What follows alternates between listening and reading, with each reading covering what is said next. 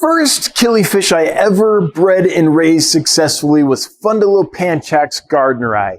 It's remained one of my favorites to this day. Let's find out if it's the right fish for your aquarium. And we're going to do that ranking them according to our 5 categories: appearance, behavior, ease of feeding, ease of care, and citizenship in a community aquarium. But before we get into that, if you wouldn't mind taking a moment to like and subscribe, your help would be appreciated. Let's start with appearance. Absolutely stunning. When I first encountered this fish, it was not in person, it was in a book in a library. I was about 13 years old and a little drool came out of my mouth and I was like, I need that fish. I mean, it's that pretty. So I spent the next year or so trying to find it, finally found some, and it was a real victory when I was able to get them, spawn them, and raise them up. And this is a fish which is highly variable in appearance. There are many, many different collection locations and each one is a little distinct flavor of this fish. Some have a lot of red and yellow. Some are mostly blue with lots of red spots and red submarginal bands on the unpaired fins. There's something for everyone. So you could have an entire hobby just keeping different kinds of Gardneri killifish and have an amazing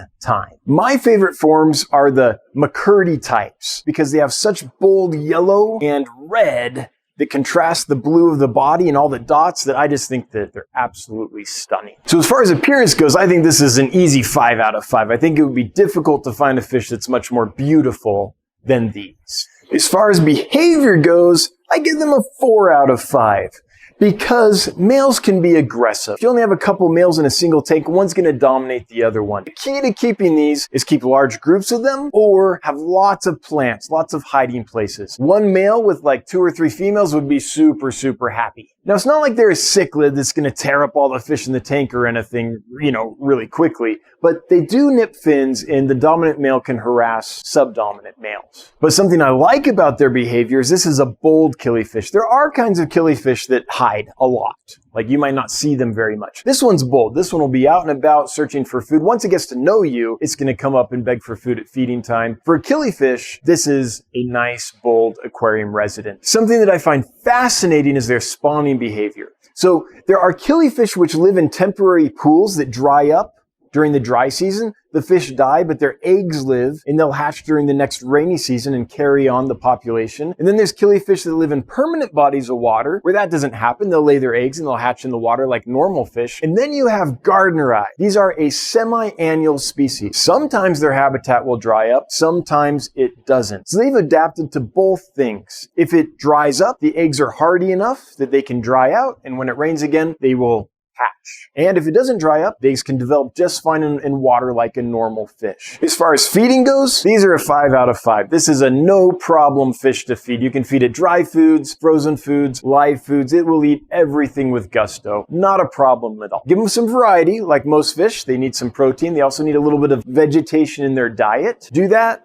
they'll be fine. On the ease of care, I give them a 4 out of 5. The only issue is their jumpers, and they're highly skilled jumpers. I once had a 10-gallon aquarium with 2 inches of water in it, and they still found a way to jump out because I didn't have a lid yet. I was like, I don't have a lid, 2 inches will be enough. Nope, they jump straight out of that thing. So have a tight-fitting lid. But besides their propensity for jumping, they're very easy to care for. They're hardy. They have a wide temperature range, low 70s to the low 80s. And in my experience, they're very hardy. This is a tough fish. Now the next category, citizenship in a community aquarium, is where these are really going to get dinged. These are going to get a 3 out of 5.